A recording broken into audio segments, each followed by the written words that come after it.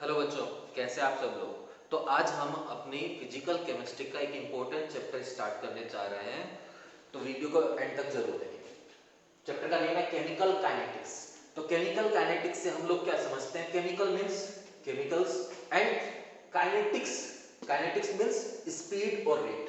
ठीक है, तो ये क्या है? ये एक टाइप से जो केमिकल रिएक्शन होती है उसके क्या बताता है? स्पीड या रेट के बारे में कुछ कैलकुलेशन है। ठीक है, केमिकल काइनेटिक्स का सिंपल मीनिंग है, इस ब्रांच में हमको क्या पढ़ना है? जो केमिकल रिएक्शंस होंगी उसकी काइनेटिक्स मींस स्पीड या रेट के बारे में हमको पढ़ना है। ठीक है, तो एक डेफिनेशन की बात करें जाए तो it is the branch of chemistry which deals with rate of reaction, factors affecting rate of reaction and mechanism of reaction. तो इस चैप्टर में हमको तीन चीजें पढ़नी है। क्या क्या पढ़ना है? फर्स्ट हमको पढ़ना है रेट ऑफ रिएक्शन, कि रिएक्शन की रेट क्या है, कैसे डिफाइन होती है। ठीक है, सेकंड हमको पढ़ना है factors affecting rate of reaction, कौन कौन से फैक्टर्स है जो हमारे रिएक्शन की रेट को अफेक्ट करने वाले हैं। और थर्ड हमको इसमें पढ़ना है मैकेनिज्म। किस चीज की मैकेनिज्म? Mechanism of reaction. तो आप याद कर सकते हैं और नोट कर सकते हैं, it is the branch of chemistry which deals with the study of rate of reaction, factors affecting rate of reaction and mechanism by which the reaction occurs is known as chemical kinetics। अच्छा बच्चों, बात की जाए what is rate, what do you understand by rate? Rate क्या है? Change per unit time is known as rate ना। Rate या speed को हम कैसे डिफाइन करते हैं? चेंज को ऊपर लिखते हैं और डिवाइड किससे कर लेते हैं? पर यूनिट टाइम से। फॉर एग्जांपल स्पीड को तुम लोग कैसे मेजर करते हो फिजिक्स में?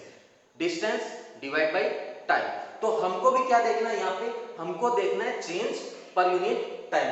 तो चेंज किस चीज में देखना है? रिएक्शन में। चलो रिएक्शन लिखते ही देखते हैं हम लोग एक बार। सपोज बच्चों हमारी रिएक्शन है, रिएक्टेंट कन्वर्ट हो रहा है प्रोडक्ट में। ठीक है, रिएक्टेंट किस में कन्वर्ट हो रहा है? प्रोडक्ट में। और याद रखो कि हाँ, हमने जब केमिकल इक्विलिब्रियम पढ़ा था तो हम रिएक्शन रिवर्सिबल रिएक्शन कंसीडर करते थे। हम बोलते थे रिएक्शन फॉरवर्ड डायरेक्शन में भी जा रही है, बैकवर्ड में भी आ रही है। अच्छा, लास्ट ईयर आपको याद होगा हमने केमिकल इक्विलिब्रियम पढ़ा है और अभी हम पढ़ रहे हैं केमिकल काइनेटिक्स। केमिकल इक्विलिब्रियम में हम लोग क्या डील कर रहे थे कि रिएक्शन स्पॉन्टेनियस होगी नहीं होगी। इफ डेल्टा जी नेगेटिव है तो स्पॉन्टेनियस होगी, पॉजिटिव है तो नॉन स्पॉन्टेनियस होगी।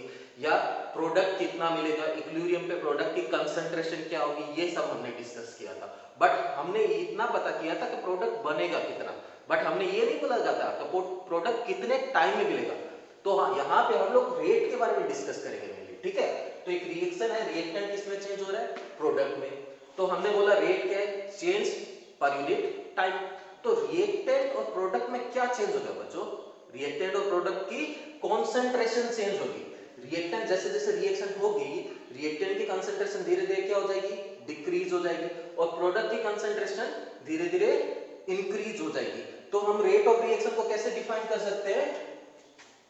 The change in concentration of reactant or product per unit time is known as rate of reaction। इसी भी रिएक्शन की रेट को हम कैसे डिफाइन कर सकते हैं? रिएक्टेंट और प्रोडक्ट की कंसंट्रेशन में जो चेंज हो रहा है उसको पर यूनिट टाइम डिफाइन करें तो वो हमारी क्या हो जाएगी? Rate of reaction. और इससे बेटर होगा हम क्या बोले, हमको पता है रिएक्टेंट की कंसंट्रेशन धीरे धीरे क्या होगी? टाइम के साथ डिक्रीज होगी। और प्रोडक्ट की कंसंट्रेशन क्या होगी? टाइम के साथ इंक्रीज होगी। तो हम इसको ऐसे डिफाइन कर सकते हैं, the decrease in concentration of reactant और increase in concentration of product with respect to time is known as rate. Reaction की कंसंट्रेशन में जितना डिक्रीमेंट हो रहा है, प्रोडक्ट की कंसंट्रेशन में जितना इंक्रीमेंट हो रहा है, इफ हम उसको पर यूनिट टाइम कैलकुलेट करें तो हमारी क्या हो जाएगी? रेट हो जाएगी। चलो हम बात करते हैं। सपोज हमारे पास जब टाइम 0 था तो हमारे पास रिएक्टेंट की जो कंसंट्रेशन थी, मैं उसको डिनोट कर देता हूं R0 से। ठीक है, इनिशियल कंसंट्रेशन रिएक्टेंट की कितनी है मेरी? R0। और प्रोडक्ट की क्या होगी, इनिशियली में प्रोडक्ट हमारे पास होता ही नहीं है, तो प्रोडक्ट की कंसंट्रेशन कितनी होगी, 0। और जैसे जैसे टाइम खत्म हो रहा है, मान लो t इक्वल टू टी पे t सेकंड बाद मैं इस रिएक्शन को वापस देख रहा हूं, तो मेरे रिएक्टेंट की कंसंट्रेशन कुछ कम हो जाएगी। मैं मान लेता हूं मेरी फाइनल कंसंट्रेशन होगी r, और प्रोडक्ट की कंसंट्रेशन कुछ इंक्रीज हो जाएगी, और मेरे प्रोडक्ट की फाइनल कंसंट्रेशन होगी सपोज p।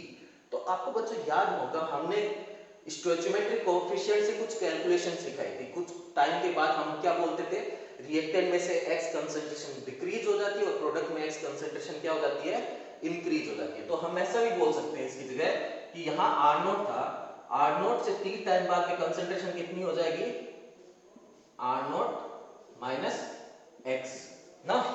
तो यहाँ कंसंट्रेशन की R0 और यहाँ होगी R0 माइनस x। तो एक यहाँ स्टोइचियोमेट्रिक कोएफिशिएंट देखा जाए तो r के आगे भी 1 है और p के आगे भी क्या है, 1 है। मींस इफ रिएक्टेंट x खत्म होगा तो प्रोडक्ट बनेगा कितना बच्चों, प्रोडक्ट x ही बनेगा। तो यहाँ प्रोडक्ट की कंसंट्रेशन कितनी होगी, x। ठीक है, चलो रेट ऑफ रिएक्शन से पहले हम rate of disappearance of reactant find करते हैं। ठीक है, क्या फाइंड कर रहे हैं, rate of disappearance of reactant. तो रिएक्टेंट की खत्म होने की रेट क्या है, ठीक है, रिएक्टेंट के खत्म होने की रेट क्या। तो रेट को हम लोग कैसे फाइंड करते थे, change in concentration with respect to time. Concentration change की बात करें तो कंसंट्रेशन में चेंज कितना है, फाइनल कंसंट्रेशन कितनी है हमारे पास, R माइनस इनिशियल कंसंट्रेशन कितनी थी हमारे पास, R0 divide by change in time. Starting में टाइम 0 था, फाइनली t हो गया, तो चेंज इन टाइम कितना हो गया, t हो गया। तो बच्चों एक चीज आपने ध्यान दी होगी कि फाइनल रिएक्टेंट की कंसंट्रेशन तो कम होगी और इनिशियल में रिएक्टेंट की कंसंट्रेशन क्या होगी, ज्यादा होगी। तो यहाँ कंसंट्रेशन कम है, यहाँ ज्यादा है, तो ये ओवरऑल क्वांटिटी क्या होगी, ओवरऑल क्वांटिटी क्या होगी, ये ओवरऑल क्वांटिटी नेगेटिव होगी। बट हमने पढ़ा स्पीड तो हमारी नेगेटिव होती नहीं है, रेट हमारी नेगेटिव नहीं होती, तो हमको इसको क्या बनाना पड़ेगा, हमको इसको पॉजिटिव बनाना पड़ेगा। ठीक है, फॉर एग्जांपल इफ कोई बाइक चला रहा है और उससे कोई पूछेगा तुम्हारी स्पीड कितनी है, तो वो क्या बताएगा, speed 30 kilometre per hour, 40 kilometre per hour. By chance उसने ब्रेक भी लगाया तो स्पीड कम हो रही है, मान लो 20 होगी, 10 होगी, बट स्पीड नेगेटिव में नहीं होगी। वो ऐसा नहीं होगा वो पीछे चला गया, ठीक है, ऐसा तो नहीं होगा ना कि स्पीड उसकी क्या हो जाएगी, नेगेटिव हो जाएगी। डायरेक्शन चेंज हो सकती है, पर हमको पता है स्पीड क्या होती है, ऑलवेज पॉजिटिव होती है, तो रेट भी हमारी ऑलवेज पॉजिटिव होती है। बट यहाँ क्या हुआ, इनिशियल में कंसंट्रेशन ज्यादा थी, फाइनल कंसंट्रेशन कम है, तो फाइनल माइनस इनिशियल क्या है, नेगेटिव क्वांटिटी है। तो इसको पॉजिटिव करने के लिए हम इसके आगे क्या लगा देंगे, माइनस लगा देंगे। और इसको कैसे रिप्रेजेंट कर सकते हैं हम, चेंज इन कंसंट्रेशन। चेंज को किससे डिनोट करते हैं बच्चों, डेल्टा से, और कंसंट्रेशन को हम लोग स्क्वायर ब्रैकेट से, डिवाइड बाय टाइम ना, या ये भी क्या है हमारा चेंज इन टाइम है, t माइनस 0 लिख सकते हैं, और आगे क्या है इसके माइनस। तो ये क्या होगी, हमारे रिएक्टेंट के रेस्पेक्ट में रेट होगी। ठीक है, अब बात करते हैं प्रोडक्ट के ना, rate of formation of product.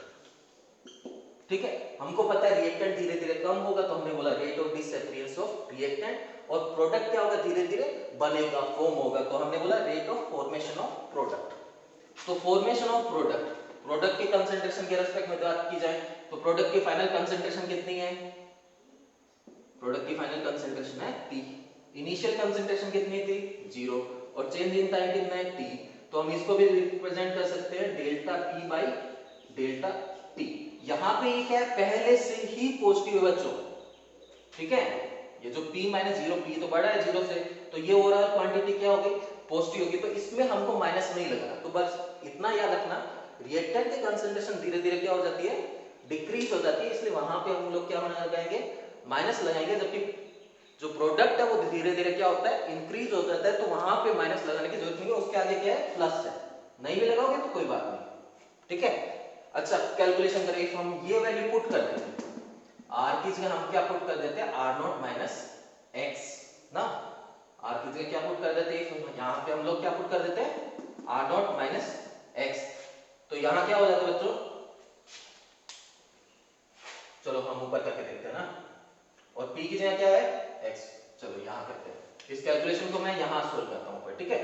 r की जगह क्या पुट करेंगे हम लोग, r not minus x minus r not divide by t, और आगे क्या है इसके माइनस, तो ये क्या हो गया, r नॉट से r not cancel, minus minus plus हो गए x बाई टी स्क्वायर, तो फाइनल इसका रिजल्ट क्या है हमारा x बाई टी। प्रोडक्ट के रिस्पेक्ट में बात करें, प्रोडक्ट की जगह क्या पुट करना है हमको x, और 0 0 ही होता है, तो x माइनस 0 बाई टी, तो ये भी क्या है x बाई टी। तो हम बोल सकते हैं कि रिएक्टेंट के खत्म होने की और प्रोडक्ट के बनने की रेट क्या है, सेम है, क्योंकि हमको पता है इस रिएक्शन की रेट, चाहे हम रिएक्टेंट के रिस्पेक्ट में बात करें चाहे प्रोडक्ट के रिस्पेक्ट में बात करें, रिएक्शन की रेट क्या होनी चाहिए, सेम होनी चाहिए, सेम आ रही है ना बच्चों x बाई टी, और यहाँ भी क्या आ रही है x बाई टी, ठीक है। समझने की ट्राई करो बच्चों अच्छे से, ठीक है। एक रिएक्शन हो रही है, उसमें एक रिएक्टेंट है एक प्रोडक्ट है, इफ तुम रिएक्टेंट के रेस्पेक्ट में रिएक्शन की रेट फाइंड करो चाहे प्रोडक्ट के रेस्पेक्ट में रिएक्शन की रेट फाइंड करो, वो ऑलवेज क्या आनी चाहिए, इक्वल आनी चाहिए, क्योंकि दोनों चीजें किसमें है, सेम रिएक्शन में, ठीक है।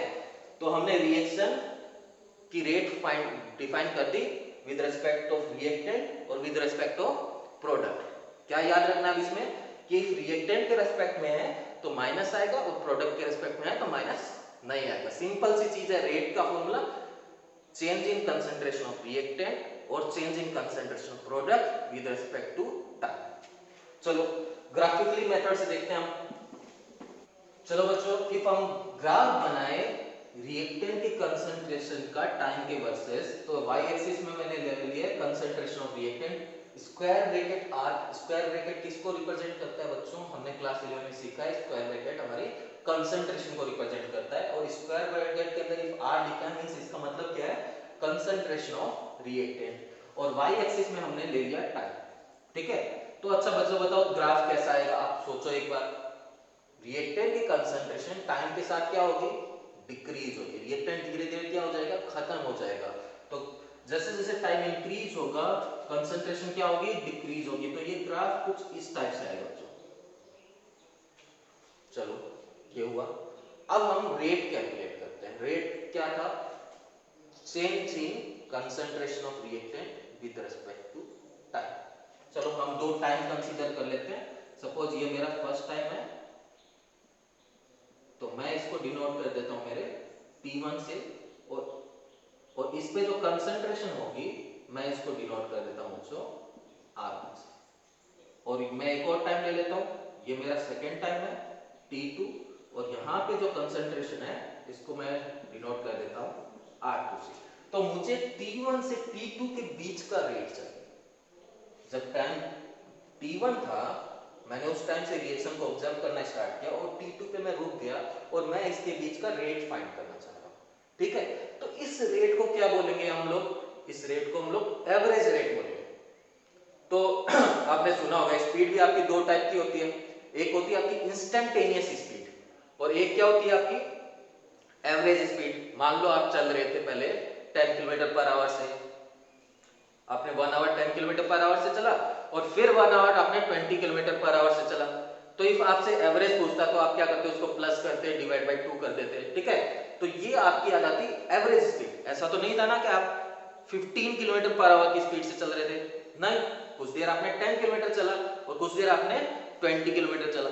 बट इंस्टेंटेनियस स्पीड क्या है, जस्ट उस मोमेंट में जो स्पीड होगी आपकी, वो क्या है आपकी इंस्टेंटेनियस स्पीड। लाइक मैं चल रहा हूं, मुझे नहीं पता मैं किस स्पीड से चल रहा हूं, और मैंने जस्ट जो स्पीडोमीटर है उसको देखा और उसमें स्पीड आई मान लो 17 किलोमीटर पर आवर, तो मेरी इंस्टेंटेनियस स्पीड क्या है 17 किलोमीटर पर आवर। तो अभी हम लोगों ने क्या है टाइम इंटरवल लिया, इफ हमारे पास पूरा एक टाइम इंटरवल हो तो जो रेट कैलकुलेट होगी वो कौन सी रेट होगी, एवरेज रेट कैलकुलेट होगी। और इफ टाइम इंटरवल बहुत स्मॉल हो, जस्ट ए मोमेंट हो, हमने देखा और हमने कैलकुलेट कर लिया, तो उस रेट को हम बोलेंगे इंस्टेंटेनियस रेट। तो बात करते हैं हम दोनों रेट की बात करते हैं। फर्स्ट एवरेज रेट कैलकुलेट कर लेते हैं, ये मैं एवरेज रेट कैलकुलेट कर, तो एवरेज रेट कैसे कैलकुलेट करते हैं हम लोग, रिएक्टेंट का चेन, देखो रिएक्टेंट है तो हम क्या लगाएंगे माइनस, ये मुझे याद रहता है, ठीक है। Change in concentration of reactant, change को हम डेल्टा से डिनोट करते हैं और कंसंट्रेशन को हम आर से डिनोट करते हैं, divide by change in time. ठीक है बच्चों, चलो आगे बढ़ते हैं। चेंज इन कंसंट्रेशन, चेंज कैसे फाइंड करते हैं हम लोग? Final concentration minus initial concentration. तो फाइनल टाइम क्या था हमारा T2, तो फाइनल कंसंट्रेशन क्या है R2, ठीक है, और इनिशियल कंसंट्रेशन क्या है हमारी R1। तो हम लिख देते हैं यहाँ पे R2 minus R1 divide by change in time. तो हमारे पास पहले टाइम T1 से स्टार्ट किया हमने, कहां तक गए हम? T2 से। तो चेंज इन टाइम क्या हो जाएगा हमारा? Final time minus initial time. तो ये हमारा एवरेज रेट का फॉर्मूला हो गया, ठीक है। तो एवरेज रेट क्या है? Change in concentration of reactant with respect to time for a time interval. यहां पे क्या होगा? Time interval. अच्छा, तो हम आपसे पूछते हैं, चलो इंस्टेंटेनियस रेट फाइंड करते हैं। इंस्टेंटेनियस रेट हमने बोला जस्ट ए मोमेंट पे कैलकुलेट करते हैं, ठीक है। उसमें टाइम इंटरवल बहुत ज्यादा स्मॉल होता है, और आपको याद होगा स्मॉल क्वांटिटी को हम किससे रिप्रेजेंट करते हैं बच्चों? स्मॉल क्वांटिटी को किससे रिप्रेजेंट करते हैं? याद आ रहा है? किससे रिप्रेजेंट करते हैं? फिजिक्स में पढ़ा होगा आपने। डेल्टा को हम लोग किससे, इफ सपोज जैसे ऐसे लिखते हैं हम, delta t tends to 0, if delta t बहुत ज्यादा स्मॉल है तो हम उसको किससे रिप्रेजेंट करते हैं? हम उसको रिप्रेजेंट करते हैं dt से। याद है ना आपको बच्चों, अपने फिजिक्स में पढ़ा होगा। इफ कोई जो टाइम इंटरवल है वो बहुत ज्यादा स्मॉल है, ठीक है, मान लो ये टाइम इंटरवल था, ठीक है, यहाँ टाइम 1 सेकेंड से था और यहाँ टाइम था हमारा 20 सेकेंड। तो इसका जो चेंज था उसको हम लोग किससे डिनोट करेंगे? डेल्टा टी से। बट इफ मैं इसके बहुत ज्यादा स्मॉल सेगमेंट बना दूं, ठीक है, तो उसको हम किससे डिनोट करेंगे बच्चों? उसको हम डिनोट करेंगे dt से। तो यहां भी वही होगा, डेल्टा को हम लोग किससे रिप्लेस कर देंगे? d से रिप्लेस कर देंगे, क्योंकि ये हमारी क्या है? इंस्टेंटेनियस रेट है। तो माइनस dr बाई dt। तो इंस्टेंटेनियस, देखो अब आपके लिए ज्यादा कंफ्यूजन नहीं होना चाहिए। इफ आपको एवरेज रेट फाइंड करनी है तो minus delta r by delta t, और इंस्टेंटेनियस रेट फाइंड करनी है तो माइनस dr बाई dt। चलो आगे चलते हैं। अब मैथ्स वाले बताएं ना, ये आपको क्या समझ आ रहा है? इसको देख के आपको कुछ याद आ रहा है? dr by dt। देखो r आपका कौन सी एक्सिस में है? y एक्सिस में, और t आपका कौन से एक्सिस में है? x एक्सिस में है। तो dy बाई dx किसको रिप्रेजेंट करता है बच्चों? मैथ्स वाले जानते होंगे dy बाई dx किसको रिप्रेजेंट करता है? dy बाई dx हमारे स्लोप को रिप्रेजेंट करता है, ठीक है। तो हम इसको क्या लिख सकते हैं? हम dr बाई dt को क्या लिख सकते हैं? स्लोप, और आगे माइनस साइन है तो क्या हो जाएगा? माइनस ऑफ स्लोप, ठीक है। अब बात आती है इसको हमको मान लो कैलकुलेशन करनी है। मुझे किसी ने पूछा सर बताइए इस पॉइंट पे रेट क्या है, तो मैं सोचूंगा ये तो इंस्टेंटेनियस रेट पूछ ले मेरे से, ये मुझे पूछे इस टाइम इंटरवल में रेट बताइए सर, तो ये कौन सी हमारी एवरेज रेट। बट इफ मुझे से कोई पूछे कि इस इंस्टेंट पे रेट क्या है, तो मैं क्या करूंगा? मुझे इंस्टेंटेनियस रेट फाइंड करनी होगी, और इंस्टेंटेनियस रेट के लिए मुझे क्या चाहिए? इंस्टेंटेनियस रेट के लिए मुझे स्लोप चाहिए, और स्लोप का फॉर्मूला तो याद हो गया ना बच्चों, क्या होता है? Minus tan theta. जिसको याद नहीं याद कर लीजिए, स्लोप इक्वल टू क्या होता है? टेन थीटा होता है। तो हम क्या करेंगे? हम यहाँ पे टेंजेंट ड्रॉ करेंगे। जिस पॉइंट पे हमको रेट फाइंड करनी है हम वहां पे क्या करेंगे? एक टेंजेंट ड्रॉ करेंगे, किया हमने, और यहां हम इसका एंगल फाइंड कर लेंगे थीटा, और यहां पुट कर देंगे माइनस टेन थीटा। किसके इक्वल हो जाएगा? हमारे इंस्टेंटेनियस रेट, ठीक है। तो यहां क्या करना है? जिस भी पॉइंट पे तुमको इंस्टेंटेनियस रेट फाइंड करनी है वहां पे एक टेंजेंट ड्रॉ करो, एंगल फाइंड करो विद एक्स एक्सिस, ठीक है। और कैसा एंगल लेते हैं हम? हमेशा एंटी क्लॉकवाइज डायरेक्शन में, ठीक है, और माइनस टेन थीटा फाइंड करो, आपका आंसर आ जाएगा। चलो सेम हम बात कर लेते हैं प्रोडक्ट के रिस्पेक्ट में। तो बनाया जाए बच्चों, प्रोडक्ट का ग्राफ बनाते हैं। तो सेम काम कर रहे हैं हम लोग। y एक्सिस में हम लोग क्या लेंगे? Concentration of product, delta P, sorry square bracket p किसको रिप्रेजेंट कर रहा है? कंसंट्रेशन ऑफ प्रोडक्ट को, और x एक्सिस में हम लोग क्या ले रहे हैं? टाइम, अच्छा बताओ, अब बताओ बच्चों, प्रोडक्ट का ग्राफ कैसे होगा? जब टाइम जीरो होता है तो प्रोडक्ट हमारा बना ही नहीं होता, और टाइम जैसे जैसे बीतता है प्रोडक्ट की कंसंट्रेशन क्या होती है with respect to time? Increase होती है। तो हमारा ग्राफ कैसा आएगा? कुछ इस टाइप का आएगा, ये टाइम के साथ क्या होगा? इंक्रीज होगा। ठीक है, तो इस टाइप का कुछ ग्राफ आने वाला है। तो सेम काम करते हैं।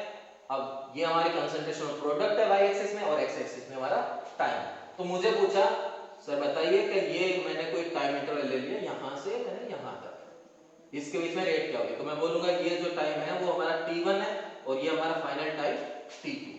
ये हमारी इनिशियल कंसंट्रेशन ऑफ प्रोडक्ट हो गई p1, और ये हमारी हो गई final concentration of product p2। तो देखिए बच्चों, प्रोडक्ट की इनिशियल कंसंट्रेशन कम है और फाइनल कंसंट्रेशन क्या है? ज्यादा है, क्योंकि हमने ग्राफ सही बनाया है। क्योंकि प्रोडक्ट टाइम के साथ क्या होता है? इंक्रीज होता है। जबकि प्रीवियस केस में हमने देखा था इनिशियल कंसंट्रेशन हमारी क्या थी? ज्यादा थी, और फाइनल कंसंट्रेशन रिएक्टेंट की क्या थी? कम थी। ठीक है, तो हम बात करते हैं एवरेज रेट की। तो एवरेज रेट कैसे कैलकुलेट करते हैं हम लोग? Delta p by delta t, change in concentration of product with respect to time. Minus नहीं लगाना बच्चों, माइनस ओनली कहां लगाना है? रिएक्टेंट के केस में। प्रोडक्ट के केस में आपको माइनस लगाने की जरूरत नहीं।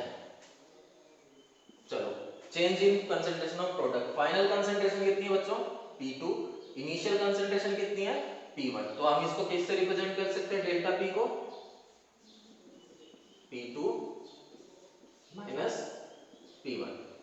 और टाइम को कैसे रिप्रेजेंट करते हैं? Change in time, T2 minus T1। तो ये हमारी हो गई है एवरेज रेट।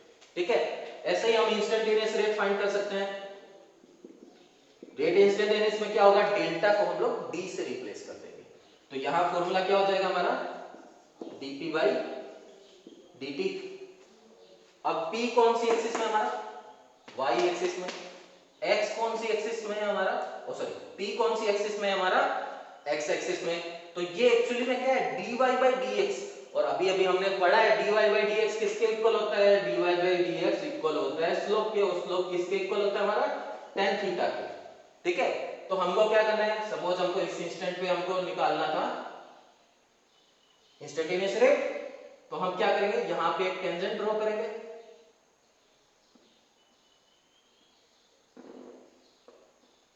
सॉरी बच्चों, हमने इस पे एक टेंजेंट ड्रॉ कर दी, और यहां पे हम लोग थीटा फाइंड कर लेंगे। और tan थीटा किसके इक्वल हो जाएगा? tan थीटा इक्वल हो जाएगा हमारी रेट की। तो अभी देखो हमारा जो एंगल है वो 90 डिग्री से क्या है? कम है।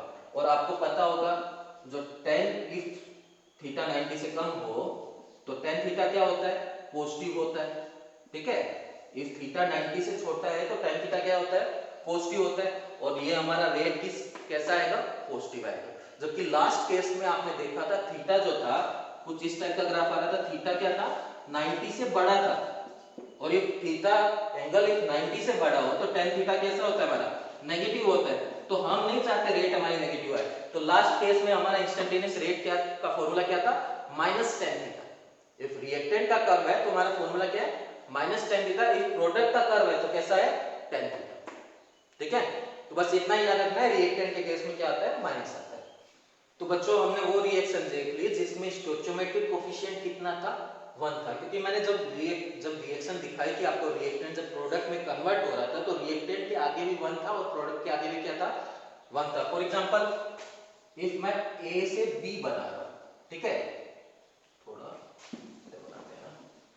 फॉर एग्जांपल इफ मैं A से B बना रहा हूं, तो हमको पता है कि मेरे से कोई रेट पूछे, ये रेट जो है मैं बार बार रेट लिख देता हूं बच्चों। तुमको ओनली रेट नहीं लिखना है, तुमको फुल लिखना है रेट ऑफ रिएक्शन। ठीक है, मेरी आदत होगी मैं रेट लिखता रहता हूं बार बार। आप पूरा लिखिए क्या? Rate of reaction. या चलो मैं अलग अलग करके बताता हूं। रेट ऑफ अपीयरेंस ऑफ ए। ए के अपीयरेंस होने की रेट क्या है? सॉरी, ए तो अपीयर नहीं होगा ना, ए रिएक्टेंट है। ए क्या होगा हमारा? डिसअपीयरेंस होगा ना। Rate of disappearance of A क्या होगा? रिएक्टेंट है, सो क्या आएगा? माइनस आएगा। Change in concentration of A with respect to change in time, ये फॉर्मूला होगा।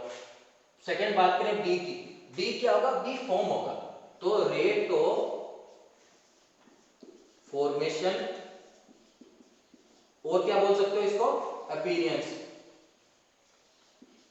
ऑफ बी, बी के बनने की रेट क्या है, बी क्या प्रोडक्ट है, प्रोडक्ट में माइनस नहीं है, क्या लिखोगे तुम, simply delta B by delta, ठीक है। और इफ रेट ऑफ रिएक्शन की बात करें, रेट ऑफ रिएक्शन क्या हो जाएगी, rate of reaction always equal होती है, तो minus delta A by delta T equal to delta B by delta T. इस चीज को हमने प्रूव भी किया था कि रेट हमारी इक्वल है, कैसे किया था बच्चों, याद होगा ना, इनिशियल कंसंट्रेशन सपोज मान लो हम कुछ भी मान लेते ए, और यहाँ पे मान लो टाइम जब जीरो था तो बी की कंसंट्रेशन थी जीरो, यहाँ फाइनली क्या हो गया था, एक्स कंसंट्रेशन डिक्रीज हो गई थी, और यहाँ से एक्स कम हुआ तो यहाँ क्या था, यहाँ एक्स इंक्रीज हो गया था। तो हमने देखा यहाँ भी चेंज क्या था, चलो चेंज की बात करें, minus final concentration, final concentration क्या है, A minus X, minus initial concentration क्या है, ए डिवाइड बाई टी, तो ये क्या हो जाएगा, एक्स बाई टी।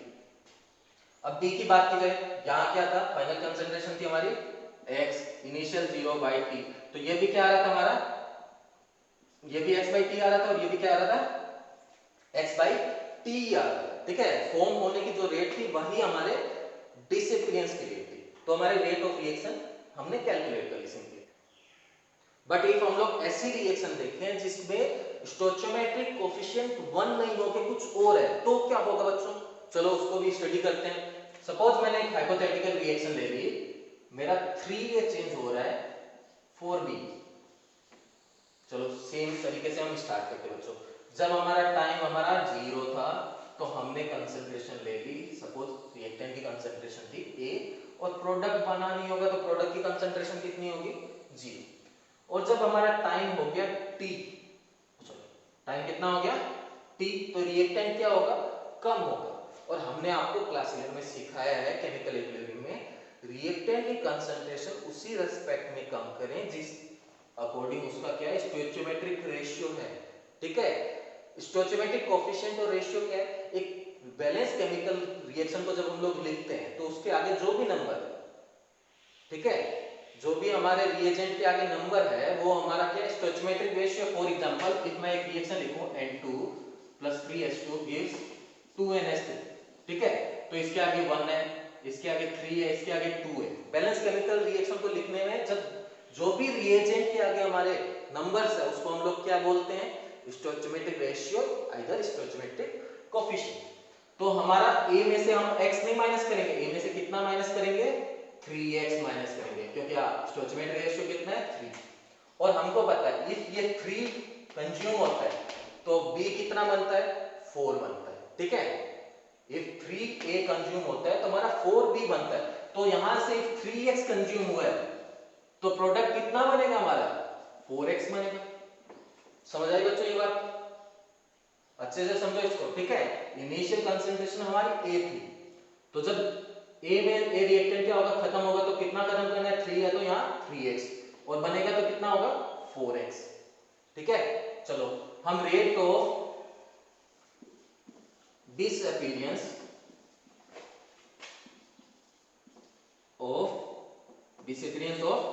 किसका डिसअपीयरेंस, कौन होगा डिसअपीयर, A देख लेते हैं, ठीक है। कैसे डिफाइन करते थे, change in concentration of reactant with respect to time.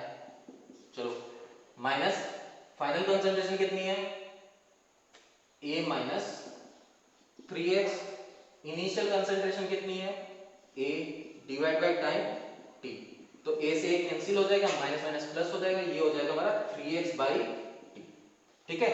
चलो अब बात करते हैं rate of formation of B, B के बनने की रेट देखते हैं। तो B फॉर्मूला क्या हो जाएगा, delta B by delta T।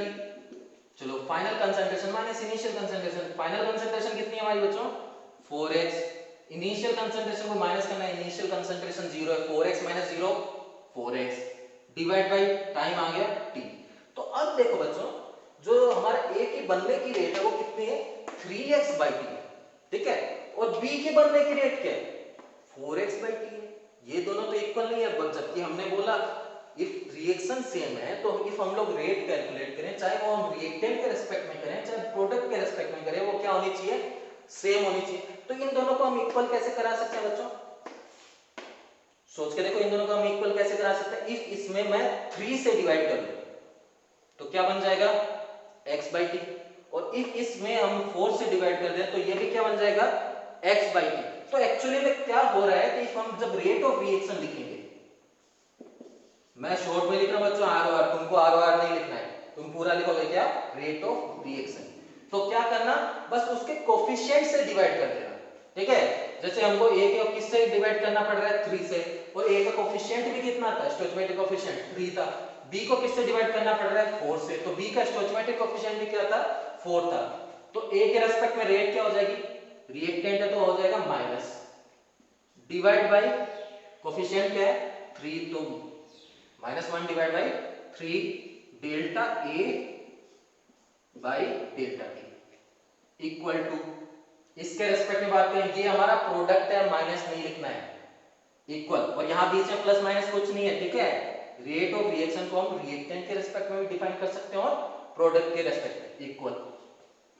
इसका कोफिशिएंट कितना है, 4, तो क्या लिखेंगे हम लोग, 1/4, change in concentration of B divide by delta. इस चीज को समझिए, ठीक है। ये इफ आपको किसी पर्टिकुलर रिएक्टेंट की कंसंट्रेशन, पर्टिकुलर रिएक्टेंट की रेट फाइंड करनी है, जैसे मैंने rate of appearance disappearance of A find करनी थी, तो मैंने सिंपली क्या किया, minus delta A by delta. इस टाइम हमको कोफिशिएंट से डिवाइड नहीं करना है। फॉर एग्जांपल, अगेन हम एग्जांपल ले लेते हैं, इफ मुझे फॉर्मेशन ऑफ B फाइंड करना है, रिएक्शन की रेट नहीं फाइंड कर रहे हैं हम, ओनली किसकी रेट फाइंड कर रहे हैं, B की, तो change in concentration of B with respect to time. But if हमको रिएक्शन की रेट फाइंड करनी है तो जो आगे स्टोइचोमेट्रिक कोफिशिएंट है उसको जरूर डिवाइड करना है। जैसे हम एग्जांपल ले लेते हैं, चलो हमारे पास ये रिएक्शन है, अब मुझे किसी ने पूछा सर बताइए इसकी रेट बताइए, आप डिफाइन करिए, तो मैं बोला हाँ लिख देते हैं हम लोग, रेट ऑफ रिएक्शन, तो लिखते हैं। देखो रेट ऑफ रिएक्शन आप किसी भी रिएक्टेंट और प्रोडक्ट के टर्म्स में डिफाइन कर सकते हैं। फॉर एग्जांपल मैं इसके रेट टर्म्स में डिफाइन कर सकता हूं, इसकी टर्म्स में भी, और अमोनिया की टर्म्स में। तो चलो हम फर्स्ट नाइट्रोजन की टर्म्स में डिफाइन करें, तो नाइट्रोजन हमारा रिएक्टेंट है, तो लगा दिया मैंने minus, change in concentration of nitrogen divide by delta T. अब मुझे स्टोइचोमेट्रिक कोफिशिएंट डिवाइड करने की जरूरत नहीं पड़ी, क्यों, स्टोइचोमेट्रिक कोफिशिएंट 1 है। चलो अब हम इसके रेस्पेक्ट में डिफाइन करते हैं, हाइड्रोजन के रेस्पेक्ट में, हाइड्रोजन भी हमारा क्या है, रिएक्टेंट है, तो हम क्या लिखेंगे, माइनस, स्टोइचोमेट्रिक कोफिशिएंट से डिवाइड करना है बच्चों, याद रखना इस 3 से डिवाइड करना है तुमको फाइनली, ठीक है। तो delta change in concentration of hydrogen with respect to time, but क्या करना है, 3 से डिवाइड करना है, इसलिए हमने क्या लिख दिया, 3 डेल्टा टी। चलो और किसकी टर्म्स में डिफाइन कर सकते हैं हम लोग, अमोनिया की टर्म्स में। अमोनिया क्या है, हमारा प्रोडक्ट है, अभी माइनस नहीं लिखना है, ठीक है, प्रोडक्ट है तो माइनस नहीं लिखना है। और क्या है, कोफिशिएंट कितना है, 2 है, तो हम किससे डिवाइड करेंगे, 2 से, delta delta NH3 by delta T. तो समझ आया बच्चों। चलो मैं आपके लिए एक क्वेश्चन लिख देता हूं, ठीक है, आप उसको सोल्व करके ट्राई करिए कि आप रेट ऑफ रिएक्शन को खुद से लिख पा रहे हैं नहीं लिख पा रहे हैं। तो बच्चों क्वेश्चन है हमारा, एक रिएक्शन गिवन है SO2 plus half O2 give SO3, ठीक है। ये रिएक्शन है आपकी, आपको SO2 के डिसअपीयर होने का रेट, O2 के डिसअपीयर होने का रेट और SO3 के बनने का रेट डिफाइन करना है, ठीक है। किसकी चीज का रेट, SO2 के डिसअपीयर होने का रेट, O2 के डिसअपीयर होने का रेट और SO3 के डिसअपीयर होने का रेट, और फाइनली रेट ऑफ रिएक्शन भी फाइंड करनी है। चलो आप वीडियो को पॉज करिए, ठीक है, और इसको कॉपी में सोल्व करके देखिए, ठीक है। इफ सोल्व हो जाए तो कमेंट बॉक्स में रिप्लाई करें, ठीक है, कि खुद से सोल्व किया आपने बिना देखे और आपका आंसर करेक्ट है, ठीक है, तो आप कमेंट बॉक्स में जरूर करें। चलो बच्चों आपने सोल्व कर लिया होगा, ठीक है। चलो हम देख लेते हैं सॉल्यूशन ना। तो rate of disappearance of SO2, SO2 के डिसअपीयर होने का रेट SO2 क्या है हमारा रिएक्टेंट है, रिएक्टेंट क्या क्या आता है minus delta SO2 by delta T। Same हम लिख देते हैं rate of disappearance of O2, oxygen के खत्म होने का रेट। ऑक्सीजन भी हमारा क्या है रिएक्टेंट है, तो रिएक्टेंट क्या आता है minus delta O2 by delta T। क्या बच्चों स्टोइचोमेट्रिक कोएफिशिएंट से डिवाइड करना है? नहीं करना, क्योंकि हम पर्टिकुलर ऑक्सीजन की रेट फाइंड कर रहे हैं। तो change in concentration of oxygen with respect to time. Stoichiometric coefficient से कब डिवाइड करना है बच्चों? जब हमको रिएक्शन की रेट फाइंड करनी है। अब हमको फाइंड करना है rate of appearance of SO3 के बनने की रेट। तो SO3 के बनने की रेट में क्या आ जाएगा delta SO3 by delta T। Minus नहीं लगाना, क्यों प्रोडक्ट है। चलो अब हम लिखते हैं रेट ऑफ रिएक्शन, ठीक है रिएक्शन की रेट लिखते हैं। तो इसके रेस्पेक्ट में लिखें तो माइनस, क्यों रिएक्टेंट, कभी नहीं भूलना, ठीक है बच्चे भूल जाते हैं माइनस लगाना, ठीक है गलती होती है। Minus delta SO2 by delta T हमने डिफाइन कर दिया इस रिएक्टेंट के रेस्पेक्ट में। अब हम इस रिएक्टेंट के रेस्पेक्ट में डिफाइन कर सकते हैं इक्वल। गलती मत करना बच्चों, हम अलग अलग के रेस्पेक्ट में डिफाइन कर रहे हैं, यहां कहीं बीच में प्लस माइनस मत लगा देना, यहाँ पे इक्वल है, ठीक है। चलो तो हम क्या करेंगे, ये भी हमारा रिएक्टेंट हो तो minus delta O2 by delta T। और हमको स्टोइचोमेट्रिक कोएफिशिएंट से डिवाइड करना है। स्टोइचोमेट्रिक कोएफिशिएंट कितना है 1/2। इफ हम 1/2 का डिवाइड करेंगे तो 2 कहां पहुंच जाएगा बच्चों, 2 आ जाएगा ऊपर, ठीक है। आई होप तुमको समझ आ गया होगा, ठीक है। हमने क्या किया, हमने बोला था स्टोइचोमेट्रिक कोएफिशिएंट से डिवाइड करना है, तो यहां क्या था 1/2 और 2 कहां चला गया ऊपर चला गया, तो ये हो गया -2 delta O2 by delta T। चलो इक्वल प्रोडक्ट के रेस्पेक्ट में डिफाइन कर, प्रोडक्ट ऑलवेज पॉजिटिव होता है, delta SO3 by delta T। कुछ डिवाइड नहीं करना, क्यों स्टोइचोमेट्रिक कोएफिशिएंट 1 है, 1 से डिवाइड करके कुछ नहीं। तो बच्चों ये फिजिकल केमिस्ट्री का बहुत ज्यादा इंपॉर्टेंट टॉपिक है, ठीक है। तो कोई भी वीडियो लेक्चर मिस मत करिए, ठीक है, और आप सारी वीडियोस देखते रहिए, ठीक है। Please subscribe the channel and press the bell icon for more updates.